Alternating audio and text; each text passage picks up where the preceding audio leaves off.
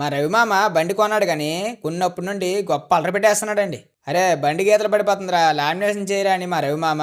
మార్చిలో కుర్రోడ్ని పెట్టుకున్న తర్వాత మళ్ళీ స్టార్ట్ చేస్తాను మామ అని నేను. కొన్నప్పటి నుండి ఇదే తంతండి మా ఇద్దరికి. అడిగి అడిగి చివరాఖరికి సెంటిమెంట్ డైలాగ్ కొడిచాడండి. సర్లే పద్ధతి కాదు ఇన్నిసార్లు అడిగించుకోవడం తప్పది మామ, జనవరి ఫస్ట్ నుంచి చేస్తానులే అని చెప్పేసి మాట ఇచ్చానండి.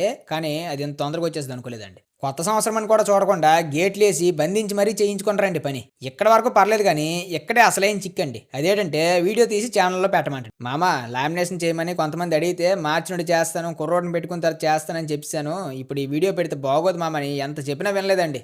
ఏం చేస్తాం, చివరాఖరికి నా ఛానల్ మీద కూడా నాకు అధికారం లేకుండా పోయిందండి. సర్లేండి ఏం చేస్తాం, అలా నడుస్తాను ఇవాళ రోజులు. మరి నేనైతే ఈ లామినేషన్ వర్క్ అయితే మళ్ళీ మార్చిలో నా కుర్రోడ్ని పెట్టుకున్న తర్వాత స్టార్ట్ చేస్తానండి. మాకు తెలిసిన అబ్బాయి ఒక అబ్బాయి ఉన్నారు. కుర్రోడ్ని పెట్టుకున్న తర్వాత అంతో కొంత వర్క్ తనకు నేర్పించిన తర్వాత నేనైతే మళ్ళీ లామినేషన్లు ర్యాపింగ్లు చేస్తానండి. అప్పుడు మళ్ళీ స్టార్ట్ చేశాను, నాకు వీడియో పెడతానే. అదండి వీడియో. థ్యాంక్ యూ అండి, థ్యాంక్ యూ సో మచ్ అందరికీ.